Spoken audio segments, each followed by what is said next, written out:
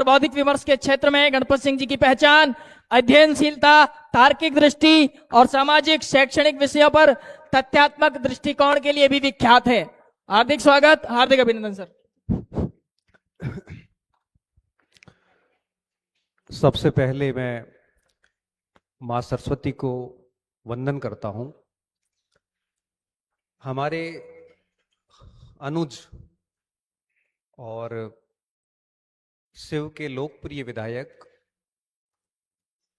श्रीमान रविंद्र सिंह भाटी और उनकी टीम के द्वारा देश के प्रतिष्ठित विश्वविद्यालयों में आयोजित की जाने वाली CUET परीक्षा हेतु जो नीव नामक सेमिनार आयोजित किया जा रहा है, इस सेमिनार के मुख्य वक्ता के रूप में विराजमान श्रीमान डॉक्टर साहब गोविंद जी इणखिया साहब, मेरे सीनियर और अग्रज कह सकते हैं, विक्रमादित्य सिंह राठौड़ जो पूना विश्वविद्यालय में सेवाएं दे रहे हैं, हमारे साथी डॉक्टर ईश्वर दान जी, आप इतिहास विषय हैं और मेरा भी इतिहास विषय है। आप सभी ने इन मारवाड़ के इन प्यारे बच्चों को और सामने विराजे हुए हमारे साथी गण भी हैं, यहाँ पे कई सारे अभिभावक भी है यहाँ पे, इन सब का मैं तहे दिल से शुक्रिया अदा करता हूं। चूंकि मैं शिक्षा से जुड़ा हुआ व्यक्ति हूं और लंबे समय से, तकरीबन पिछले 15 वर्षों से हम बाड़मेर के अंदर एजुकेशन का ही काम कर रहे हैं, और जब इस प्रकार का कोई कार्यक्रम होता है तो हमें बड़ा अच्छा सा फील होता है कि कम से कम शिक्षक से संबंधित कार्यक्रम है और शिक्षार्थी सुनने वाले और शिक्षक बोलने वाले हैं। इससे अच्छा क्या हो सकता है जब शिक्षा से संबंधित कोई कार्यक्रम हो रहा हो। तो जब रविंद्र सिंह जी ने मुझे बात करी कि गुरु कार्यक्रम करवाना है और CUET से रिलेटेड करवाना चाहिए, और 10 एक दिन पहले हमारी बात हुई और उसके बाद में इस कार्यक्रम को अंतिम रूप दिया गया। क्योंकि आप काफी थके हुए हैं सारे, सुबह 11 बजे आप लोग आए हैं, 3 बजने को है, 4 घंटे हो गए। ईश्वरदान जी कह रहे थे कि बच्चे थक गए हो गए, मैंने कहा नहीं नहीं, ये मारवाड़ है, हम यहाँ थकते नहीं। हमने क्रिकेट के मैच भी खड़े खड़े देखे हैं, हम थकते नहीं हैं। सर आपको बात बताऊं, हमारे यहाँ जो बच्चे हैं ये 5-5 घंटे लाइब्रेरी में एक साथ बैठे रहते हैं, उठते तक नहीं है। इन बच्चों में बहुत क्षमताएं हैं यहाँ पे, यहाँ बच्चे थकने वाले नहीं है। हाँ जरूर एक थोड़ी भूख लगी हुई है, तो मैं थोड़ा उन भावनाओं का सम्मान करते हुए मैं मेरी बात को शुरू कर रहा हूं। मेरे से पूर्व जो 3 साथी प्रोफेसर बोल के गए, उनमें और मेरे में थोड़ा सा फर्क है।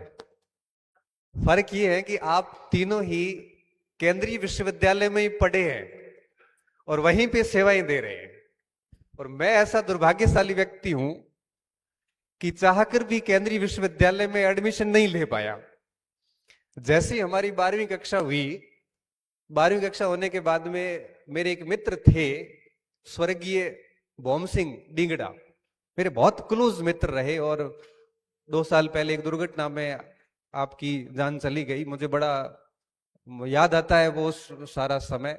तो भोम जी ने कहा कि गुरु अपन है वो एक केंद्रीय विश्वविद्यालय में चले जाते। उस समय केंद्रीय विद्यालय का कंसेप्ट था नहीं, लेकिन DU JNU सारा कुछ था। मैं और भोम जी दोनों 12वीं की मार्कशीट और जो कागजात थे वो लेके बाड़मेर से निकलते हैं, मालानी में बैठ के सीधे हम जवाहरलाल नेहरू विश्वविद्यालय पहुंचे। हमने वहां फॉर्म भरा, हमने दिल्ली यूनिवर्सिटी का फॉर्म भरा, हम राजस्थान यूनिवर्सिटी का फॉर्म भरा और वापस आए। और जब पता चला कि जो मेरिट होती है वहां पे वो 95 से ऊपर ही रहती है, 100% तक भी चली जाती है, और मैं ठहरा 61% पे, मैं 61% पे, और भोम जी के परसेंटेज अच्छे थे, लगभग 70 के आसपास भोम जी के भी थे। हमारा एडमिशन नहीं हुआ वहां पे, और हमने बाड़मेर की गवर्नमेंट कॉलेज में एडमिशन ले लिया। 3 साल पढ़ने के बाद हमने कहा कि MA हम केंद्रीय विश्वविद्यालय से करेंगे। हमने फिर वापस तीनों विश्वविद्यालय के फॉर्म डाले, और मेरे परसेंटेज तो 55 ही थे BA के अंदर, और कट ऑफ जो है वो 80 से कम तो कहीं पे भी नहीं थी। बहुत चाहने के बावजूद भी केंद्रीय विश्वविद्यालय के अंदर हमारा एडमिशन नहीं हुआ। और मुझे कई बार जब पूछा जाता है, कई एक दो बार मेरे को पॉडकास्ट में पूछा गया कि आपके कौन सी ऐसी टीस है या कौन सी ऐसी इच्छा है जो अधूरी रह गई है, तो मैं एक ही बात कहता हूं कि भगवान ने बहुत कुछ दे दिया। प्रोफेसर बना दिए, डॉक्टरेट तक हमने पीएचडियां कर ली, हमने हजारों बच्चों को पढ़ा भी दिया, उनमें से सैकड़ों बच्चे सेवा भी दे रहे हैं, बहुत प्रेम मिल रहा है, लुट रहा है प्रेम हमारे ऊपर, कोई दिक्कत नहीं है। लेकिन लेकिन लेकिन एक कसक जो आज भी मन में दबी हुई है वो ये है कि किसी केंद्रीय विश्वविद्यालय में, किसी प्रतिष्ठित विश्वविद्यालय में नियमित रूप से रह के कोई एक डिग्री करवा दे तो मेरा मन है वो संतुष्ट हो जाएगा। मेरी आखिरी इच्छा सच में यही है। कोई पूछता है तो मैं यही कहता हूं, मुझे एक यूनिवर्सिटी कैंपस में रहना है, जो मुझे कभी नसीब नहीं हुआ। और इस फीलिंग को लेने के लिए मैं एक बार जवाहरलाल नेहरू विश्वविद्यालय सर आया था। मेरे एक साथी आईएएस की तैयारी कर रहे थे, उनका आईएएस में हो भी गया, तो मैं 10 एक दिन उस हॉस्टल में गलत तरीके से रहा था, मतलब स्टूडेंट नहीं था लेकिन रहा था एज ए स्टूडेंट वहां पे। कितनी बढ़िया लाइब्रेरी सर, रात पूरी खुली रहती है, खूब सारे बच्चे पढ़ते हैं, बाहर बेंच पे बैठे हैं तब भी डिस्कशन नेशनल इश्यूज का हो रहा है। और वो जब 10-12 दिन मैंने जब बहुत निकटता से देखा तब लगा कि हम कितने अधूरे रह गए हैं। इसलिए हमारे तो वो मन में रह गई, कभी सेंट्रल यूनिवर्सिटी का हिस्सा नहीं बन पाए।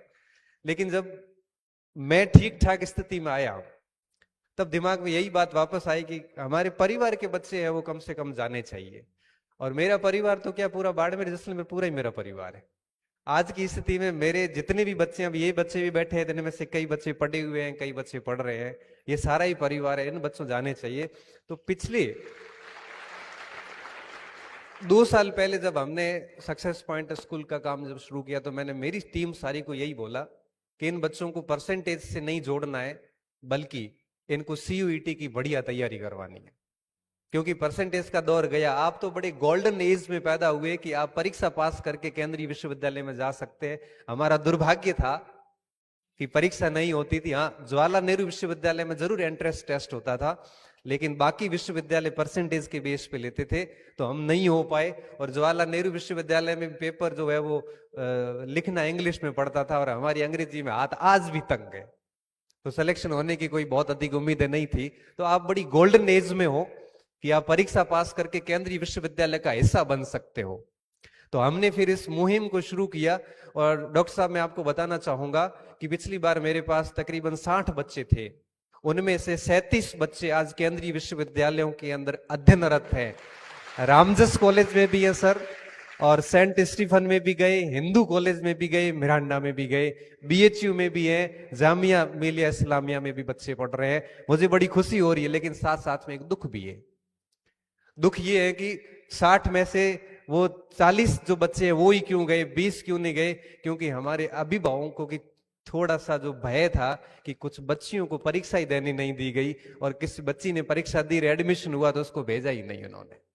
ये बड़ा दुख की बात है कि कम से कम मैं अभिभावक जो यहाँ बैठे उनको कहना चाहूंगा कि ये भी बच्चियां हैं, इनको भी केंद्रीय विश्वविद्यालय मुहैया होना चाहिए, और आप इनको पढ़ाइए, इनको भी दिल्ली भेजिए जिस तरह से आप लड़कों को भेजते हो। आपके डर को हम समझते हैं, कोई भी माँ बाप अपनी बच्ची को पिछड़ा हुआ देखना नहीं चाहता, लेकिन साथ में एक भय भी होता है कि वो दुनिया के सामने जाएगी, पता नहीं, कुछ सुरक्षा को लेके डर होते हैं, कई सारे डर होते हैं। आप इस डर से बाहर आइए और अपनी बच्चियों को भी पढ़ाइए, क्योंकि हम कहाँ मात खाते हैं। सर मैं आपको बताऊं, आप कह रहे थे कि अपने बच्चे, हालांकि अभी तो हो रहे हैं, हम मात कहाँ खा रहे हैं, हमारी 50% आबादी सीधी बाहर हो जाती है। 50% लड़कियां हैं, इनको तो सीधे सीधे बाहर कर दिया जाता है। कोई के एडवांस फैमिली है जिसमें से 2-4 बच्चियां दिल्ली में आपको किसी कॉलेज में मिलेगी, बाकी बच्चियों को परीक्षा देने नहीं दी जाती। मेरी कक्षा की टॉपर लड़कियों को एग्जाम देने नहीं दिया गया कि दिल्ली जाके क्या करेगी के। और किसी का एक बच्ची 942 नंबर आके, 1000 में से 942 नंबर आके उसको काउंसलिंग नहीं करवाई गई। मैं बहुत श्योर हूं कि वो सेंट स्टीफन की स्टूडेंट होती। आज बच्ची मेरे पास आएगी, सर आप ही समझा सकते हो पापा को, पापा बड़ी बुद्धिजीवी व्यक्ति, पापा से मैंने बात की, मैंने कहा बच्ची को आगे जाने दो। तो क्या यार गणपत जी छोड़ो ना, क्या करना है ये वो। मैंने कहा हो गया काम। एटलीस्ट मैं आप सभी अभिभावकों से कहना चाहूंगा कि इन बच्चियों को भी आगे प्लेटफॉर्म मुहैया करवाया जाए ताकि ये भी सेंट्रल यूनिवर्सिटी का हिस्सा बन सके। हम आखिरी बात पे मैं आता हूं कि कोई मुझे ये कह दे ना कि इतना कुछ मिलने के बाद में भी सेंट्रल यूनिवर्सिटी में न पढ़ने की कसक आखिर क्यों है, इसके जवाब में आपकी संभावनाएं छुपी हुई है कि आपको क्यों यूनिवर्सिटी जाना चाहिए। देखो बेटा, 12वीं तक जब आप पढ़ते हो, ये एक एकेडमी होती है और इस समय तक आप अपनी ग्रूमिंग नहीं कर पाते हो, ठीक है, जो सिलेबस है वही पढ़ना है। करियर निर्माण और व्यक्तित्व के निर्माण की असली जो कहानी है वो कॉलेज में शुरू होती है। वहां से आपके हेजिटेशन खत्म होते हैं, संकोच खत्म होते हैं। वहां आप किसी भी खुले मंच पे अपनी अभिव्यक्ति विभिन्न भाषाओं में दर्ज करवा सकते हो। वहीं पे रह के आप किसी भी वाद विवाद प्रतियोगिता से लेके किसी भी एक्टिविटीज में बहुत बुलंद तरीके से भाग ले सकते हो। मैं एक बार भाषण सुन रहा था हमारे साथी विक्रमादित्य सिंह जी का, यूथ सांसद का सर वो भाषण था आपका। आप सुनना कभी गूगल पे सर्च करके, उस पे यूट्यूब पे, कितना ओजस्वी तरीके से आपने भाषण दिया। मैंने एक बार आपका भाषण रूस का भी सुना था, जहां आपने ब्रिक्स सम्मेलन में यूथ में भाग लिया था। ब्रिक्स सम्मेलन के अंदर यूएसएसआर रूस में आपने भाग लिया और वहां पे आपका भाषण था, मैंने सुना था सर।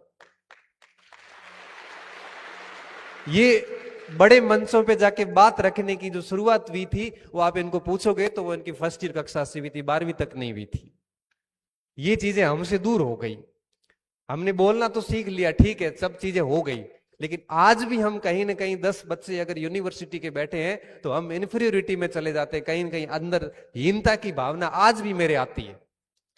जब 4 बच्चे, एक हमारे साथ एक सेंट स्टीफेंस कॉलेज के प्रोफेसर लगे हुए हैं, हमारे कॉलेज में पढ़ता था प्रोफेसर, हमारे साथ है सर। जब हम बात करते हैं तो जब हमारा इंटरव्यू हुआ कॉलेज प्रोफेसर का, तो एक टॉपिक पढ़ाना पड़ता है कॉलेज प्रोफेसर के इंटरव्यू में आरपीएससी के विद्वानों के सामने। मैंने टॉपिक लिया हड़प्पा सभ्यता की उत्पत्ति, और मेरे साथी जो कि साथ में अभी प्रोफेसर है, 6ठी रैंक थी उनकी, वो सेंट स्टीफन के पास आउट है। उनका टॉपिक क्या था? उनका टॉपिक था कार्ल मार्क्स का द्वंद्वात्मक भौतिकवाद और उसका इतिहास लेखन में योगदान। उस टॉपिक के साथ जब वो अंदर गए तो प्रोफेसर साहब ने, विद्वानों ने क्या बोला, ये मैं तो हिंदी में बोल रहा हूं, वो तो इंग्लिश में बोले थे। उन्होंने कहा कि ये टॉपिक छोड़ो, कोई ऐसा लो जो हमें आता हो, कोई ऐसा टॉपिक लो जो हमें आता हो। और उस व्यक्ति के नंबर भी 20 के आसपास थे 24 में से। और जब हम उनसे बात करते हैं तो आज भी महसूस होता है कि हम कितने कम जानते हैं इन लोगों से। मुझे इस चीज का हमेशा से एहसास होता है कि जब भी बड़े प्लेटफॉर्म की बात आती है, जब हमारा यूनिवर्सिटी के बच्चों से या प्रोफेसर से सामना होता है, तब हम कमतर फील करते हैं, उनसे बेहतर नहीं कर पाते। ये दर्द आज भी अंदर है। अब मैं आप पे आता हूं। आप लोगों के सामने ये संभावनाएं अभी भी बनी हुई है, आपके सामने अपॉर्चुनिटी है, आपके सामने अभी पूरा मंच बाकी पड़ा है। आप इस तरह की स्थिति में कभी ना आए, इसलिए 12वीं के साथ साथ अपनी एनसीईआरटी की किताबों को शानदार तरीके से तैयार कीजिए। किसी मार्गदर्शन में, जो गुरुजन है उनके मार्गदर्शन में रहते हुए पूरी ताकत लगा दीजिए और अच्छी अच्छी यूनिवर्सिटी में जाइए। इस परसेंटेज के लिए नहीं मरना है आपको। ये परसेंटेज आपको कहीं काम नहीं देंगे और 10 साल बाद आपको याद भी नहीं होंगे कि आपके 12वीं में कितने अंक आए थे। आज मुझे पूछा जाए, हमारे साथियों को पूछा जाए कि आपके 8वीं में कितने नंबर थे, 10वीं में कितने नंबर थे, तो कहेंगे शायद 63 के आसपास है। क्यों? क्योंकि ये परसेंटेज कहीं पर भी आपके काम आने वाले नहीं है। काम आएगा उस यूनिवर्सिटी में प्रवेश। और मैं आपको बताऊं कि मैं इतना अच्छा फील करता हूं कि मेरे 2 भतीजे और दोनों दिल्ली यूनिवर्सिटी में, एक ईश्वरदान जी के पास में पढ़ रहा है और एक बच्चा जो है अब हिंदू कॉलेज में, किरोड़ीमल कॉलेज में, सॉरी, और एक भांजा मेरा जिसको मैंने पिछली बार पढ़ा है, वो हिंदू कॉलेज में हिस्ट्री ऑनर्स पढ़ रहा है। हिंदी मीडियम से गया था, अब कह रहा है कि मामा मुझे इंग्लिश में भी अब कोई दिक्कत नहीं आ रही है, जबकि उसको गए हुए 6 महीने हुए मात्र।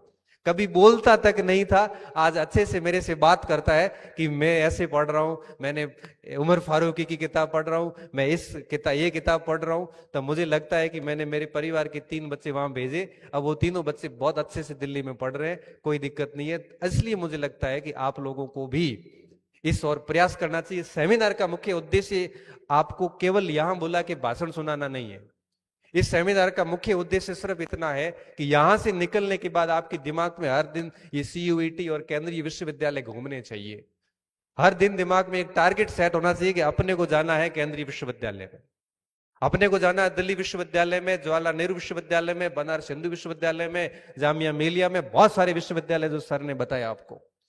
ये टारगेट सेट हो जाना चाहिए। 12वीं में भले आपके 80% ही बने, लेकिन दिमाग में ये रखना है कि जाएंगे किसी केंद्रीय विश्वविद्यालय में और उन मंचों पे जाके हिंदी, मारवाड़ी, इंग्लिश, हर भाषा में जाके वहां बात करेंगे क्योंकि किसी भी क्षेत्र की पहचान उनके नागरिकों से होती है और आप यहां के नागरिक हैं। और किसी केंद्रीय विश्वविद्यालय के मंच पे बाड़मेर का कोई जब लड़का बोल रहा होता है और जब उसमें हिंदी भी आती है, फर्राटेदार इंग्लिश भी आती है और जब बीच में मारवाड़ी की भी शब्द आता है, तब आपको एहसास नहीं है कि हमें कितना अच्छा एहसास होता है। इसलिए जाइए, पढ़ाई करिए, क्योंकि अब झंडा आपके पास में, हम वो परीक्षा दे नहीं सकते।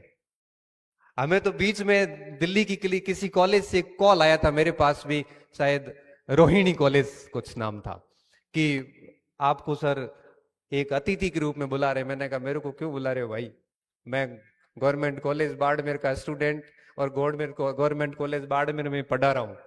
मैं वहां जाके इतने उच्च शिक्षित और बौद्धिक वर्ग के बच्चों को कैसे मोटिवेट करूंगा। कई बार अंदर से फील आता है, क्योंकि मेरा छोटा भाई IIIT इलाहाबाद से पास आउट है, मार्कशीट देखता हूं ना मुझे लगता है यार ये सब कितने बढ़िया बढ़िया इंस्टीट्यूट से पढ़ के आए।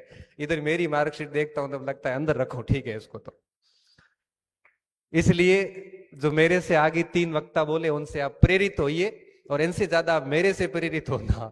क्यों? क्योंकि ये तो पढ़ के आए, तो इनको पता नहीं ये कितने बड़े संस्थाओं से आए हैं। इसलिए कहते हैं ना, जो बात तलब में है वो हासिल में नहीं है। जिसको हासिल हो जाता है ना उसको उस चीज की कोई वैल्यू नहीं होती, और जिसको हासिल नहीं होता है ना उसको उसकी वैल्यू पता होती है। इनको हासिल हो गया है, मेरे तीनों साथियों को हासिल हो गया है केंद्रीय विश्वविद्यालयों में पढ़ना और पढ़ाना दोनों। तो इनको इतनी वैल्यू नहीं है जितनी मुझे है, क्योंकि न पढ़ना नसीब हुआ है न पढ़ाना नसीब हुआ है। इसलिए आप मेरे से अधिक प्रेरित हुआ कि कितना तड़प रहा है ये आदमी। आप इस स्थिति में 5 साल बाद नहीं आओ, इस हेतु बढ़िया पढ़ लेना और खूब मेहनत करना, दबा के करना जितनी आप कर सकते हो। और हमारी कहीं पे भी आवश्यकता महसूस हो, हम तो अब देखो किंग मेकर बन गए हैं। हम तो नहीं गए, लेकिन हम भेजने का काम शुरू कर चुके हैं। कहीं पे भी आवश्यकता लगे कि सर ये दिक्कत आ रही है, आप मेरे से बात करना और हम आपको बिल्कुल सही रास्ता दिखाएंगे। दुनिया, भारत के किसी भी बढ़िया से बढ़िया स्कूल के बच्चे से भी आपको 2 नंबर अधिक दिलाने के रास्ता बता देंगे। आपको बिल्कुल कमजोर महसूस नहीं करना है। आप खूब मेहनत करिए और एक टारगेट रखिए कि किसी केंद्रीय विश्वविद्यालय में जाना है। खुद की ग्रूमिंग करनी है, खुद को अच्छे मंच पे खड़ा करना है और वहां जाके अपने आप को एक्सप्लोर करना है। वहां पे जाके अपने आप को, व्यक्तित्व को विकास देना है, ताकि आप यूपीएससी में जाओगे या आरपीएससी में जाओगे, वहां पे इंटरव्यूअर जब आपका इंटरव्यू लेगा, वहां पे सीधा सीधा फर्क पड़ता है कि केंद्रीय विश्वविद्यालय से आया हुआ बच्चा और हमारे VMOU कोटा से आए हुए बच्चे में रात दिन का फर्क होता है।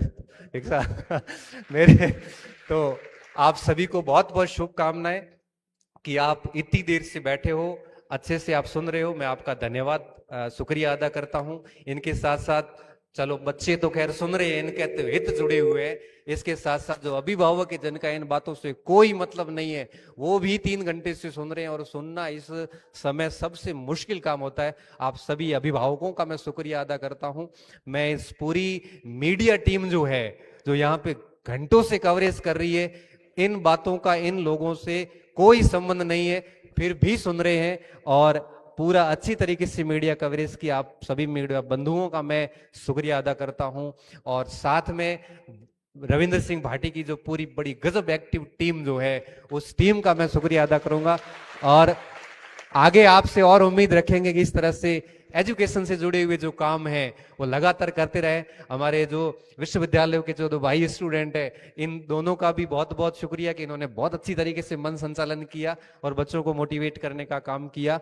और साथ साथ में मेन इस पूरे कार्यक्रम की जो केंद्र बिंदु है वो आप बच्चे हो। आप खूब पढ़ाई करना, खूब मेहनत करना और एक लक्ष्य के साथ बाहर जाना, तभी हमारा बोलना सफल होगा और आपका आना सफल होगा। ये केवल भाषण सुन के अगर आप निकल जाते हो और इसका कोई अमली जामा नहीं पहनाते हैं तो इन भाषणों का कोई मतलब नहीं है, इस सेमिनार का कोई अर्थ नहीं निकलेगा। अगर आप में से 100, 200, 500 बच्चे अगर केंद्रीय विश्वविद्यालय में गए तो डेफिनेटली इस नींव कार्यक्रम जिसका नाम ही नींव है, आपकी नींव डेफिनेटली तैयार होगी। आप सभी को शुभकामना देता हूं। इसी बिंदु के साथ मैं मेरी बात को समाप्त करता हूं। हमारे लायक कभी कोई सेवा हो तो आप डेफिनेटली करना। और एक सर ईश्वरदान जी ने कहा था मॉक टेस्ट वगैरह का, तो मैं आपकी बात को आगे बढ़ाऊंगा कि मैं डेफिनेटली इस बारे में सोचूंगा और करूंगा भी, और इसकी सूचना भी आप पूरे सोशल मीडिया के माध्यम से दे दी जाएगी। नमस्कार बेटा। हाँ बोलो सर। मेरा क्वेश्चन ये है कि कई बार हम जब कोई भी तैयारी करते हैं तो हम ज्यादातर सिलेबस में ही उलझे रहते हैं। मेरा मेन क्वेश्चन ये है कि हम स्मार्ट स्टडी कैसे करें, और आप हमें बहुत तरीके से सिखाते हैं। मेरा यही उद्देश्य है कि हम कई बार तो मैं उलझ गई थी और एक बार आपका वीडियो देखा तो फिर कुछ समझ में आया। और स्मार्ट स्टडी जो मुझे लगता है कि मेरी सभी बहनें और भाई जानना चाहेंगे, वो भी आपसे। धन्यवाद सर। मैं ही उत्तर दूं या सर से? जी उत्तर सर। दूं?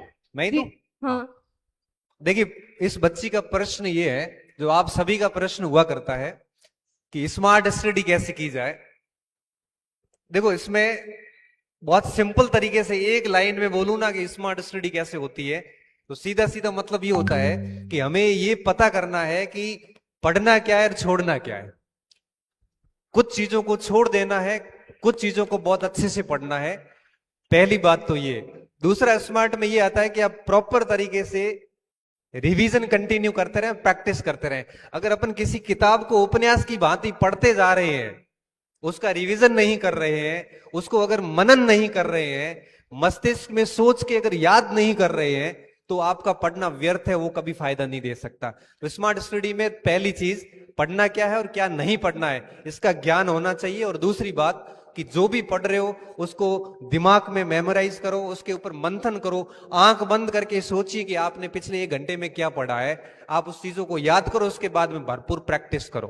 अगर ये 3 चीजें आ रही है तो डेफिनेटली आप उलझोगे नहीं। ये स्मार्ट स्टडी सबसे बढ़िया तरीका यही हो सकता है। और कोई? हाँ। नमस्कार गुरुजी। मेरा क्वेश्चन गणपत जी सर से है। हाँ बेटा। मतलब हम पढ़ाई करते हैं ना, तब हमारा ध्यान सोशल मीडिया की ओर भटक जाता है, जैसे इंस्टाग्राम, स्नैपचैट। तो हम इनसे कैसे बचे और हम पढ़ाई करके हमारा भविष्य कैसे सुधारे? देखिए बेटा, इसका एक ही इलाज है, एक कीपैड का फोन ले लो। ऐसा फोन कीपैड है, और कोई इलाज नहीं है। ये फोन अगर एक बार खोल दिया ना आपने किसी चीज को देखने के लिए, उस चीज को देखने के लिए आपको फोन दोबारा खोलना पड़ेगा।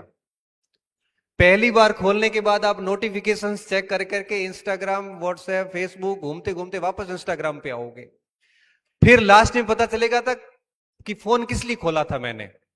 इसलिए इसका सिंपल सा तरीका यही है, कीपैड का फोन ले लो। और अगर आप ऑनलाइन वगैरह पढ़ रहे हो, आपको पढ़ रहा है कि ऑनलाइन चीजें करनी पड़ रही है, तो एक टैबलेट ले लो बिना सिम वाला, वाईफाई से कनेक्ट करो, उससे क्लासेस देखो, और बाकी ऑल टाइम आप कीपैड यूज करो। इससे बढ़िया कोई तरीका नहीं है। और मैं आपको बताऊं, नौकरियां फोन से नहीं लगती है, किताबों में खुद को खपाना ही पड़ता है, खपाना ही पड़ता है। आप भले 50 क्लासेस देख लो ऑनलाइन, याद नहीं रहेगी। याद वही रहेगा जो आपने पढ़ा है, वापस लिखा है और मेमोराइज किया है। तो माइंड को ऐसे सेट करिए कि मुझे कीपैड वाला फोन रखना है, नोकिया का 1200-1500 रुपए का। और अगर आप ऑनलाइन पढ़ रहे हैं किसी इंस्टीट्यूट वगैरह से, तो उसके लिए टैबलेट ले लो। टैबलेट भी सस्ता ही आता है, फोन से तो सस्ता आता है। यही तरीका, और कोई तरीका नहीं बेटा।